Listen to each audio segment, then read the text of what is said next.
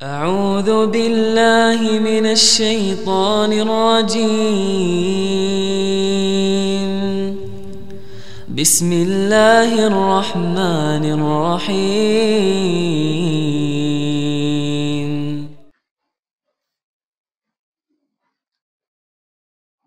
السلام عليكم ورحمة الله وبركاته. Alhamdulillah, innalhamdulillah nahmaduhu wa nasta'inuhu wa nastaghfiruh wa na'udzu billahi min shururi anfusina wa min sayyiati a'malina. May yahdihillahu fala mudilla lahu wa may yudlilhu fala hadiya lahu. Asyhadu an la ilaha illallah wahdahu la syarika lah wa asyhadu anna Muhammadan abduhu wa rasuluh, amma ba'd. Alhamdulillah, segala puji marilah kita panjatkan kehadirat Allah Subhanahu wa taala sehingga pada pagi hari ini walaupun cuacanya gerimis, angin sejuk-sejuk, kita masih diberi kekuatan oleh Allah Subhanahu wa taala untuk berkumpul bersama-sama di majelis ilmu yang insyaallah dirahmati Allah Subhanahu wa taala ini. Selawat serta salam selalu kita haturkan kepada uswah hasanah kita Rasulullah Muhammad sallallahu alaihi wasallam, kepada seluruh keluarganya, para sahabatnya, para tabi'in, para tabi'ut tabi'in, dan semoga kita semua selalu menjadi bagian dari pengikut beliau sampai hari kiamat kelak. Amin amin ya rabbal alamin. Jamaah rahimani wa rahimakumullah, insyaallah pada kesempatan pagi hari ini kita akan melanjutkan pembahasan dari kitab Adabul Mufrad karya dari Imam Bukhari rahimahullahu taala. Kita masuk kepada bab yang baru, yaitu bab sabar menghadapi gangguan manusia. Bahwa kita sebagai manusia adalah makhluk sosial, pasti bergaul dengan yang lainnya. Kita tidak bisa hidup sendiri, tidak bisa. Pasti perlu bantuan dan berhubungan dengan orang lain. Dan ketika sosialisasi tersebut ada hubungan dengan orang lain, pasti akan ada masalah. Karena tidak semua orang itu baik, tidak semua orang itu bagus. Ada yang suka mengganggu, ada yang suka menjahili, ada yang suka mengusik ketenangan kita. Maka bagaimana cara kita menghadapinya? Nah, dijelaskan di dalam hadis ini, hadis nomor 388. Dari Ibnu Umar radhiyallahu anhu bahwasanya Nabi sallallahu alaihi wasallam bersabda, orang mukmin yang bergaul dengan manusia dan sabar atas gangguan mereka lebih baik daripada orang mukmin yang tidak bergaul dengan manusia dan tidak sabar atas gangguan mereka. Hadis riwayat Al-Bukhari di dalam Adabul Mufrad. Maka ketika kita ditanya, mana yang lebih baik, apakah bergaul, membaur dengan orang lain atau malah menyendiri, mengunci diri kita, menghindar dari kerumunan orang, mana yang lebih baik? Maka ini tergantung dengan kondisi kita.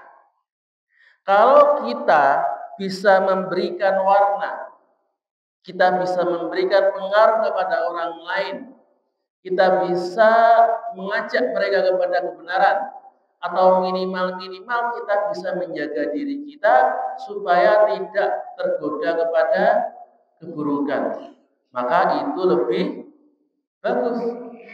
Sebagaimana disebutkan Rasulullah, orang mukmin yang bergaul dan sabar atas gangguan orang lain, tidak terpengaruh dengan kejahatan orang lain, maka itu lebih baik. Tapi kalau misalkan ketika kita bergaul kok malah seringnya terbawa Ya, seringnya ikut dalam alirannya, sering terpengaruh, sering tertular kebiasaan buruk orang lain. Kita ikut nongkrong-nongkrong di angkringan, ikut buang-buang waktu, ikut apa? Kadang ikut minum-minuman, ikut ngerokok, kadang malah lupa waktu sholat. Maka kalau seperti itu lebih baik menghindar daripada bergaul malah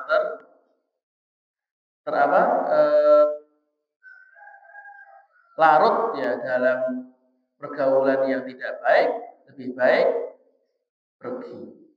Tapi kalau bisa sabar, bisa menjaga diri, maka bergaul itu lebih baik. Dan di dunia ini, ya zaman sekarang, bergaul dengan orang lain itu dibagi menjadi dua, yaitu bergaul di dunia nyata. Ya, kalau bergaul di dunia nyata ya seperti ini, kita berkomunikasi secara langsung, muka, face to face ya, dengan tatap muka di sekolah, di pasar, di tongkrongan, di masjid, dan di tempat-tempat yang lain. Dan ada pergaulan di dunia maya, apalagi di zaman teknologi seperti sekarang, yang internet itu sudah menjadi keniscayaan. Internet itu sudah menjadi dunia baru, di mana kita bisa berkomunikasi dan bergaul dengan orang lain di dalamnya. Bisa melalui email, melalui WhatsApp, Facebook, Instagram, dan media-media yang lain. Maka kadang-kadang orang itu sudah memperhatikan adabnya ketika bergaul di dunia nyata, tapi ketika bergaul di dunia maya kurang. Adabnya itu seakan-akan hilang semua karena merasa tidak bertemu secara langsung, kemudian adabnya dibuang. Padahal tidak boleh seperti itu. Bahwa hukum atau adab bergaul ketika di dunia maya, di internet, melalui grup-grup, itu sama hukumnya dengan pergaulan di dunia nyata. Maka ketika kita masuk grup WhatsApp, ngechat sama teman, lihat postingan Facebook, follow di Instagram, maka perlu kita perhatikan apakah pergaulan itu membawa dampak positif atau negatif. Jadi misalnya di WhatsApp, boleh nggak punya grup sampai puluhan, bahkan ratusan grup? Kalau grup-grupnya itu grup positif, memberi nasihat, memberikan informasi yang bermanfaat, ya tidak masalah. Tapi kalau grupnya cuma isinya gosip-gosip, berita-berita hoax, percakapan-percakapan yang tidak bermanfaat, mending ditinggalkan. Jadi walaupun di dunia maya, kita tetap harus memfilter pergaulan kita.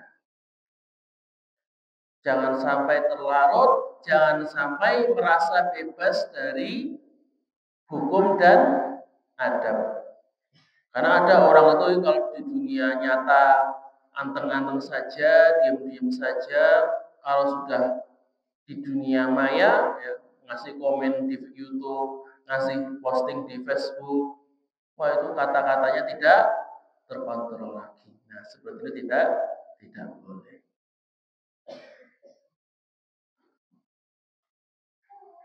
Kemudian bab selanjutnya masih berhubungan dengan bab yang sebelumnya, yaitu bab sabar menghadapi gangguan orang. Hadis nomor 389 dari Abu Musa al-Ansari radhiyallahu anhu, bahwasanya Nabi Shallallahu alaihi wasallam bersabda, tidaklah seseorang itu lebih sabar terhadap cobaan daripada Allah. Maksudnya tidak ada makhluk yang lebih sabar dibandingkan Allah. Nah, salah satu nama Allah ada namanya Maha Sabar. Kenapakah Allah dibilang sabar? Karena mereka manusia itu menghina Allah dengan berdoa dan memohon kepada anak Allah. Jadi banyak manusia yang meminta itu bukan sama Allah, tapi kepada sekutu-sekutunya. Ada yang minta kepada anak Allah, pada Yesus. Ada yang minta kepada berhala, ada yang minta kepada pohon, ada yang minta kepada kuburan, kepada yang lainnya. Tapi walaupun mintanya tidak kepada Allah, dia pasti memberinya kesehatan dan rezeki. Hadis riwayat Allah, derajatnya sahih. Maka di sini Rasulullah SAW ingin mengajarkan kepada kita bahwa ketika ada orang yang mengganggu kita, baik dengan gangguan fisik ataupun gangguan non fisik, baik dengan perkataan atau perbuatan, maka sikap kita sebagai orang beriman adalah bersabar. Apa itu bersabar? Bersabar maksudnya menahan diri untuk tidak membalas walaupun mampu. Nah, ini yang penting ya, terakhir. Walaupun mampu. Kalau misalnya, wah saya tidak mau membalas karena tidak mampu, ya kalau ini belum bisa disebut sabar. Kalau yang sabar, dia bisa membalas, mampu membalas, tapi tidak mau dan menahan dirinya. Contohnya ada orang yang mengejeknya, memaki-makinya, bilang dia anak yang tidak benar gitu. Dia bisa membalas, mau mencaci maki balik bisa. Bahkan mungkin membalas dengan kekerasan juga bisa, tapi dia menahan dirinya. Maka di sini Rasulullah mencontohkan kesabaran itu dengan kesabarannya Allah, dengan mengatakan tidak ada yang lebih sabar dibandingkan Allah. Karena banyak sekali makhluk yang menghina Allah dengan berdoa kepada selain Allah. Bayangkan Pak, misalkan kita memberi orang, udah ngasih makan, ngasih makanan, ngasih pakaian, beliin rumah, sudah dikasih semuanya. Kok dia malah berterima kasihnya kepada tetangga kita, berterima kasihnya kepada orang lain. Kira-kira jengkel betul Mbak? Jengkel ya? Kita yang berbuat baik malah berterima kasihnya kepada orang lain. Sama seperti Allah. Tapi kalau Allah, walaupun ya harusnya kan kalau secara normalnya ketika Allah memberikan sesuatu, kok dia malah berterima kasih kepada selain Allah, kan harusnya Allah marah. Tapi Allah sabar, Allah tidak murka dan tetap memberinya nikmat, memberinya apa yang ia minta. Kan kita lihat ya, banyak kan orang kafir yang hidupnya kaya, orang kafir yang hidupnya sukses. Itulah bukti kesabaran dan rahmat Allah Ta'ala. Karena kalau mau, Allah itu bisa saja langsung menghukum mereka. Syirik, hukum. Berbuat salah langsung diazab. Bisa saja. Tapi Allah memberikan, ya, karena sayang kepada hambanya, memberikan kesempatan mereka untuk bertaubat, ya, agar mereka bisa kembali lagi. Memberikan kesempatan untuk kembali dari keburukan mereka selama nyawanya belum diambil. Ini menunjukkan bagaimana bersabar terhadap gangguan itu bukanlah tanda kelemahan. Ketika kita bersabar, tidak membalas orang lain yang mengganggu kita, itu bukan tanda kepengejutan atau tanda kelemahan. Tapi itu tanda dari kemuliaan dan kehormatan. Karena Allah sendiri sabar terhadap hinaan dan gangguan hambanya. Selanjutnya hadis nomor 390. Abdullah bin Mas'ud radhiyallahu anhu berkata, Nabi pernah membagi-bagi sesuatu dengan pembagian sebagaimana ia lakukan. Jadi ini Nabi ketika sehabis perang membagikan ghanimah kepada para sahabat. Dan ghanimah ini pembagiannya berbeda-beda, ya. Tidak dibagi rata. Ada yang dapatnya banyak, ada yang dapatnya sedikit, sesuai dengan kebijakan Nabi.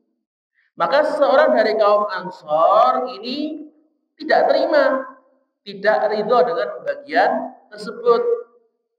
Kenapa? Karena ada orang-orang pembesar Ansor itu yang dikasih unta sampai ratusan. Kan kalau satu unta itu harganya 500 juta, harganya 100 juta, berarti kalau 200 unta dikasih 2 miliar. Itu untuk para pembesar.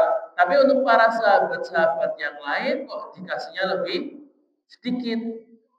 Padahal ini kan pembesar baru masuk Islam, belum banyak berjasa. Ini sahabat sudah berjasa banyak, sudah ikut Nabi dari sejak awal Islam, kok dikasihnya tidak seberapa.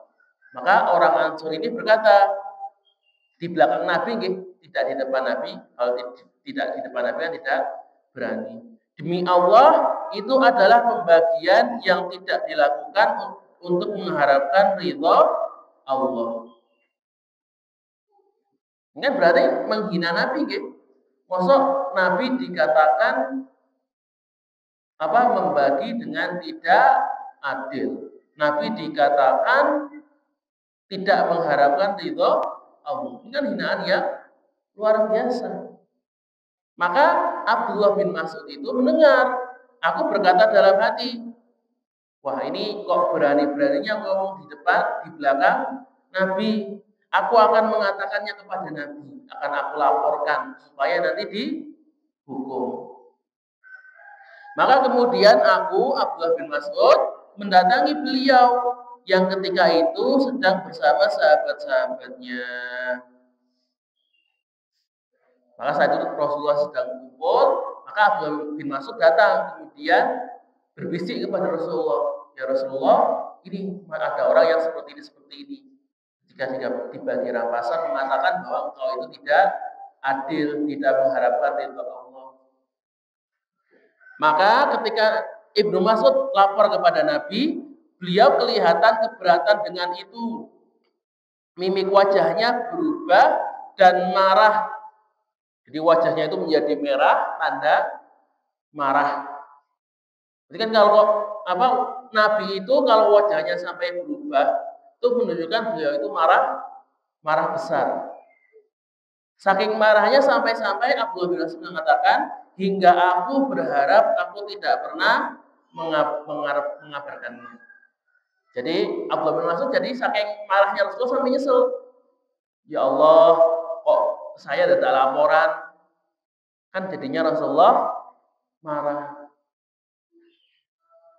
Kemudian beliau berkata, Nabi Musa telah disiksa lebih dari itu dan ia sabar menghadapinya. Jadi maksudnya apa? Rasulullah itu memilih walaupun tidak suka, walaupun beliau marah, beliau memilih sabar dengan hinaan tersebut, tidak menghukumnya dengan mengatakan, mencontoh Nabi Musa, bahwa Nabi Musa itu dulu disiksa, dihina, itu lebih hinaannya itu lebih besar. Bahkan dikatakan ketika Nabi Musa itu meninggal dalam keadaan tidak ridha kepada kaumnya. Karena Bani Israil itu memang terkenal dengan membangkang kepada nabinya. Bahkan banyak yang membunuh nabinya. Seperti itu saja Nabi Musa masih sabar. Maka Rasulullah, kalau Nabi Musa saja bisa sabar, maka saya juga bisa sabar. Akhirnya Rasulullah itu memilih untuk tidak menghukum orang yang menghina tersebut. Dan ini kenapa kok bisa memilih tidak dihukum? Kan tadi menghinanya itu kan di belakang, ya, tidak di depan umum, hanya ngomong sendiri. Cuma kan karena ngomongnya pelan, di sebelahnya Ibnu Mas'ud jadi dengar. Nah, baru Ibnu Mas'ud yang laporan. Dan lapornya juga diam-diam, jadi tidak tersebar. Maka kalau seperti ini boleh dimaafkan. Tapi kok kalau misalkan ada orang yang menghina Rasulullah di depan umum, di depan khalayak, kalau ini tidak bisa dimaafkan, harus dihukum. Karena menghina Rasulullah itu sama seperti menghina Allah. Bahkan bisa mengeluarkan pelakunya dari agama Islam. Maka dalam peristiwa Fathu Mekah, ketika Rasulullah itu memaafkan seluruh kaum Quraisy yang pernah menyiksanya, maka beliau itu tidak memaafkan, bahkan menghukum mati 3 orang, yang dimana 3 orang ini dihukum mati karena menghina Rasulullah, membuat syair-syair yang menghina derajat Rasul. Dan inilah bagaimana teladan, ya, kesabaran Nabi Shallallahu Alaihi Wasallam dalam menghadapi gangguan orang. Walaupun dihina itu kan saking marahnya, saking jengkelnya, tapi tetap tidak membalasnya. Kemudian kita masuk kepada bab yang baru, yaitu bab mendamaikan manusia itu lebih baik daripada sholat, puasa, dan sedekah.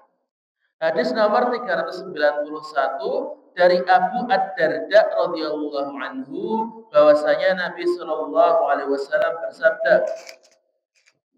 "Tidaklah aku beritahukan kepada kalian perbuatan yang lebih utama dari sholat, puasa, dan sedekah."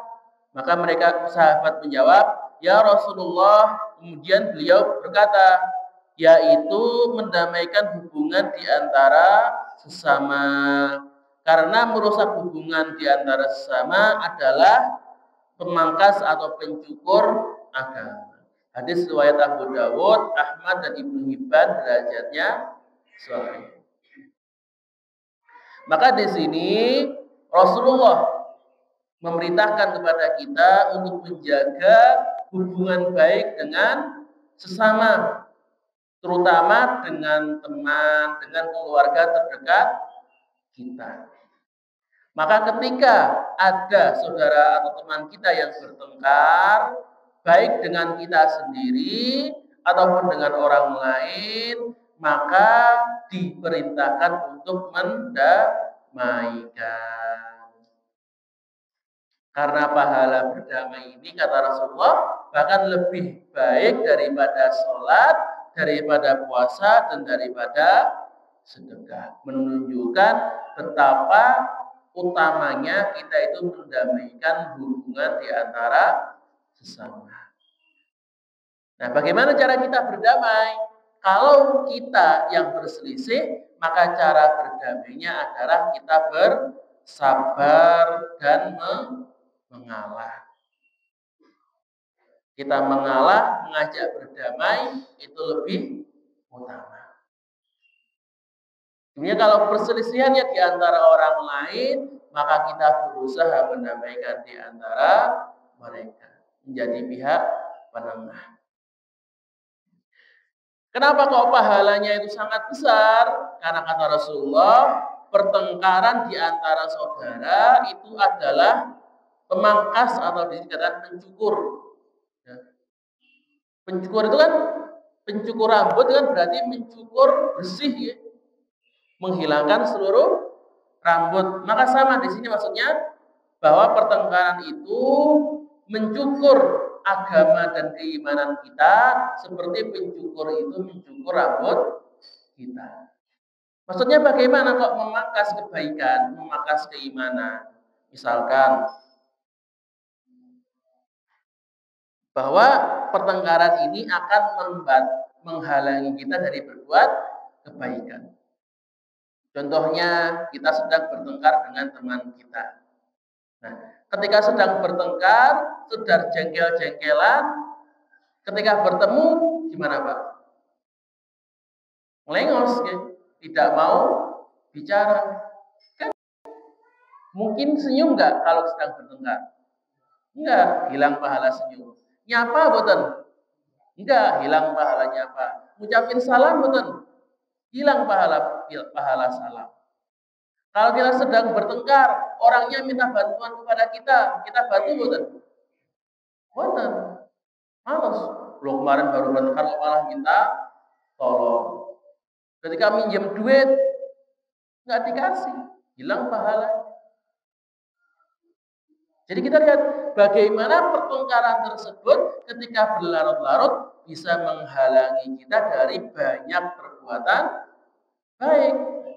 Inilah kenapa Rasulullah katakan pertengkaran itu menjadi pemangkas keimanan, menjadi pemangkas agama. Maka ketika ada orang yang bertengkar, baik diri kita sendiri atau ada orang lain, segera didamaikan. Jangan sampai berlarut-larut. Yang di hadis selanjutnya, hadis nomor 392, Ibnu Abbas radhiyallahu anhu berkata tentang ayat fattaqullaha wa aslihu baina akhwaitikum. Maka bertakwalah kepada Allah dan perbaiki hubungan di antara sesama. Maka Ibnu Abbas berkata, Allah amat menekankan kepada orang-orang yang beriman dalam ayat ini untuk bertakwa kepada Allah dan memperbaiki hubungan, mendamaikan hubungan di antara sesama manusia. Hadis riwayat Asy-Syaibah, derajatnya sahih mauquf. Mauquf itu maksudnya adalah bahwa hadis itu perkataan sahabat. Dan di sini tuh ini perkataannya Ibnu Abbas, bukan perkataannya Rasulullah. Maka dalam ayat ini Allah memberikan kepada kita, yang menurut Ibnu Abbas, menekankan kepada kita untuk melakukan dua hal, yaitu yang pertama bertakwa kepada Allah, ya, menjalankan perintahnya, menjauhi larangannya, dan yang kedua ditekankan untuk memperbaiki hubungan dengan sesama, menjaga hubungan dengan sesama. Bagaimana cara menjaga hubungan yang baik? Adalah dengan menghindari perbuatan yang bisa merusak hubungan. Perbuatan yang bisa merusak hubungan itu apa? Ya perbuatan yang menyakiti perasaan atau fisik orang tersebut. Misalkan lewat ghibah, menghina, membuat kebisingan, nyetel musik keras-keras sampai tetangganya nggak bisa tidur, atau bakar sampah di depan rumah, asapnya sampai kemana-mana, nggak izin, nggak minta maaf dulu, atau misalnya buang sampah ke halaman tetangga, sudah bikin bau, bikin kotor, sampai gangguan yang sifatnya fisik, misalnya memukul, ya, melukai tetangganya, dihajar. Maka perbuatan-perbuatan seperti itu adalah yang bisa menghancurkan hubungan baik di antara sesama. Maka harus dijauhi, harus dihindari kalau mau menjaga hubungan baik tersebut. Dan jika misalkan terjadi pertikaian, terjadi perselisihan, maka hendaklah menjadi juru damai, menjadi penengah di antara pihak yang bertikai. Jadi yang mendamaikan, jangan malah jadi provokator yang menyemangati, yang mengipasi perselisihan tersebut supaya tambah besar. Dan kadang-kadang orang Indonesia itu kalau dibilang kalau ada perkelahian, ada orang berkelahi, bukannya dilerai, bukannya dipisahkan, malah dipanas-panasi. Nah, misalkan damai malah marah. Oh damai, ayo Pak berkelahi Pak, biar ada tontonan. Nah sepertinya tidak boleh. Jadi kalau misalkan kita tidak terlibat, kita menjadi penengah, kita menjadi mediator, ya, yang mendamaikan. Dan kalau kita terlibat, kita jadi pihak yang bertengkar, maka beranilah untuk memulai perdamaian, walaupun harus mengalah, walaupun harus rela untuk mengalami kerugian. Apalagi kerugiannya cuma dalam urusan dunia. Misalkan masalah yang sering itu masalah waris. Ya kalau sudah misalnya ngotot banget, itu tidak bisa diajak berdamai, benar-benar benar-benar susah lah. Ya kalau seperti itu, kalau kita bisa ikhlas, kita bisa mengalah, itu jauh lebih baik walaupun akhirnya kehilangan sebagian harta kita. Misalkan kan ada pembagian harta, hartanya itu pengennya bagi pakai turunan anak pertama dapat 50, anak kedua dapat 40, anak ketiga dapat 30 dan seterusnya. Ternyata anak paling busuk dapat paling kecil. Ini kan pembagian yang tidak islami dan tidak adil. Karena akhirnya ada yang protes. Anak yang paling busuk protes nih. Kok saya dapat paling sedikit? Kan saya laki-laki. Kakaknya perempuan semua. Nah ini ternyata sudah bertengkar, berlarut-larut, nggak selesai-selesai, nggak bisa diajak berdiskusi. Akhirnya si bungsu ini karena tidak mau memperpanjang pertikaiannya, ingin menjaga kedamaian, maka akhirnya mengalah. Ya sudah, nggak apa-apa lah dapat lebih sedikit. Walaupun dia kehilangan harta dunianya, kehilangan bagian hartanya, maka insya Allah akan memberikan ganti dengan yang lebih baik karena dia menjalankan perintah Allah untuk menjaga hubungan baik di antara saudaranya. Jamaah rahimani wa rahimakumullah, telah 2 hadis mengenai keutamaan mendamaikan pertikaian di antara orang. Kemudian kita masuk kepada bab yang selanjutnya, yaitu bab berbohong kepada orang yang membenarkan ucapannya. Hadisnya cuma 1, nomor 393. Sufyan bin Arsyad al-Hudrami mengabarkan bahwa ia telah mendengar Nabi Shallallahu Alaihi Wasallam bersabda, sungguh besar khianatnya apabila engkau mengatakan sesuatu kepada seorang dan ia mempercayaimu sementara kamu berbohong kepadanya. Hadis riwayat Ahmad dan Al-Baihaqi, derajatnya dhaif. Maka di sini Rasulullah mengatakan, kok kalau kita berani-beraninya berbohong kepada orang yang mempercayai kita, misalkan keluarga kita, kan ayah kita itu kan dasarnya percaya sama kita, ibu kita percaya sama kita, saudara kita percaya sama kita, anak-anak kita percaya sama kita. Kok kita berani-beraninya berbohong kepada mereka, berkata dusta kepada mereka? Maka kata Rasulullah, ini adalah khianat yang luar biasa. Dan dosa khianat termasuk dosa yang paling buruk, dosa yang besar, dan termasuk ciri-cirinya orang munafik. Ketika Rasulullah berkata, ayatul munafiqina salah, bahwa tanda munafik itu ada 3. Ketika berkata itu berdusta, wa idza wa'ada ahlafa, ketika berjanji dia mengingkari, wa idza tumina khana, ketika dikasih amanat, dikasih kepercayaan dia khianat. Inilah kenapa di sini Rasulullah memberitakan kepada kita jangan sampai kita berbohong, jauh-jauhlah dari berbohong. Ya. Selalu berkata jujur, walaupun jujur itu resikonya berat. Jangan sampai karena takut dihukum, karena takut mendapatkan karena takut mempertanggungjawabkan kesalahannya, kemudian dia berbohong. Apa karena misalnya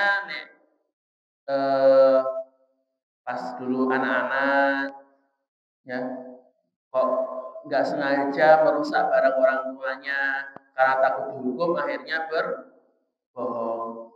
Atau dengan tetangganya kita nggak sengaja merusak tanaman tetangga kita, karena kita tidak mau berkelahi, tidak mau menggantinya, akhirnya kita berbohong. Mas seperti ini jangan dilakukan. Kenapa? Karena tadi termasuk bentuk pengkhianatan kepada orang yang kita bohongi. Jadilah muslim yang sejati, muslim yang ketika berbuat salah tidak berbohong untuk menutupi kesalahannya, tapi berani bertanggung jawab.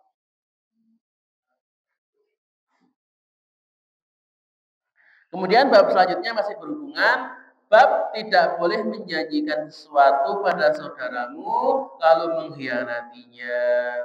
Hadis nomor 394 dari Ibnu Abbas radhiyallahu anhu, ia berkata, Rasulullah shallallahu alaihi wasallam bersabda. Di sini Rasulullah memberikan 3 larangan kepada kita. 3 hal yang tidak boleh kita lakukan kepada saudara kita. Yang pertama, janganlah engkau berdebat atau bertengkar dengan saudaramu. Jadi jauhilah berdebat. Maksudnya berdebat itu apa? Berselisih tentang hal-hal yang tidak penting. Ya kan saudara, kalau misalnya saudara sering ya Pak, sama kakak, sama adik, itu sering banget kalau ya pengalaman saya itu. Sampai sering dimarahi sama bapak ibu. Sering sekali bertengkar untuk hal-hal yang sepele. Apa misalkan? Siapa yang bersih-bersih? Bisa bertengkar tuh Pak. Siapa yang ngasai, siapa yang nyuci. Kadang buku salah tempat bisa bertengkar. Karena salah pakai, salah bantal, salah selimut bisa bertengkar. Kan kadang-kadang siapa yang masuk rumah dulu bisa jadi bertengkar. Maka seperti ini itu harus dihindari. Berusahalah untuk berdamai, berusahalah untuk bergaul dengan baik dengan saudara-saudara kita. Kalau ada perselisihan, ada pertengkaran, maka mengalah itu lebih utama. Kemudian yang kedua, jangan bercanda berlebihan. Jadi jangan kita ngeprank ya saudara kita secara berlebihan. Bercanda itu boleh. Rasulullah itu tidak melarang bercanda. Bahkan Rasulullah sering bercanda kepada sahabatnya. Yang tidak boleh apa? Yang tidak boleh adalah ketika bercandanya itu berlebihan. Bagaimana canda yang berlebihan? Ketika candanya itu menyakiti perasaan. Dengan misalnya apa? Menghina fisik, dengan menghina orang tua, atau menghina dirinya, nggak boleh. Atau misalnya membuat malu. Contohnya apa? Ya, yang prank-prank itu Pak ya. Misalnya bikin jebakan di kursi supaya jatuh. Ada yang ngepranknya kalau anak-anak ngeprank dengan narik celana gitu ya, sampai terlihat celana dalamnya. Ini kan membuat malu. Atau misalnya ngeprank dengan dilempari kue atau telur busuk supaya tubuhnya kotor. Ini juga tidak boleh. Atau misalnya sampai mengganggu kenyamanan atau bahkan ketika membahayakan orang tersebut. Apa misalnya bercanda dorong-dorongan di tepi sungai. Ini kan bahaya ya. Kalau jatuh beneran kelelep gimana? Maka ketika bercanda tadi boleh tapi tidak boleh berlebihan. Dan yang ketiga, dan jangan pula engkau menjanjikan sesuatu kalau engkau mengkhianatinya. Hadis riwayat Al-Qudha derajatnya dhaif. Jadi yang terakhir, kita tidak boleh mengingkari janji yang sudah kita buat.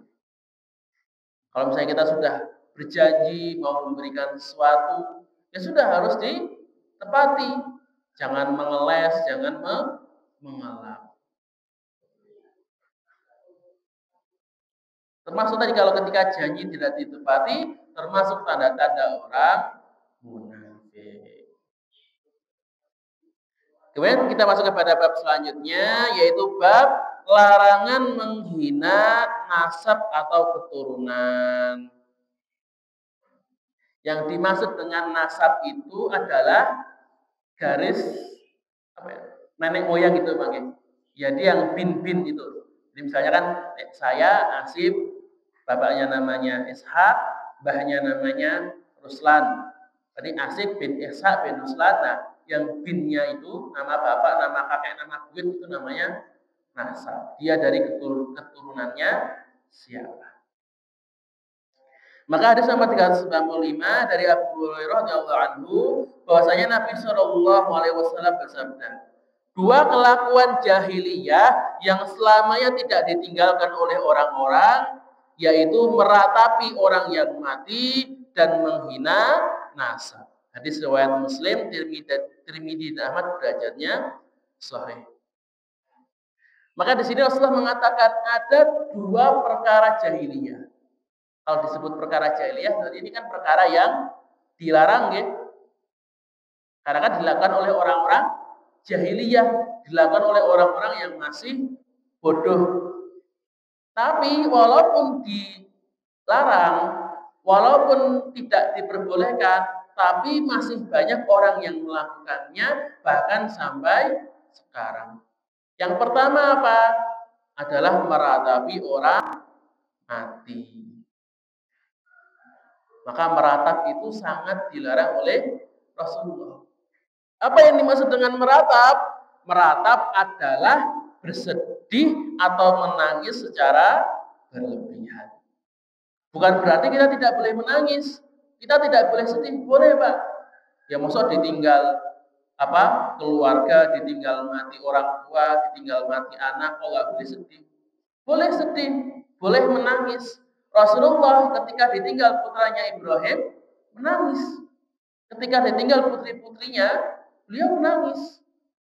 Ketika ditinggal istrinya Khadijah, beliau juga menangis. Menangis itu tidak apa-apa, sedih itu boleh. Yang tidak boleh ketika sedihnya itu berlebihan. Contohnya seperti apa? Menangis yang berlebihan itu menangis sampai meraung-raung, sampai teriak-teriak, sampai tampar-tampar pipi.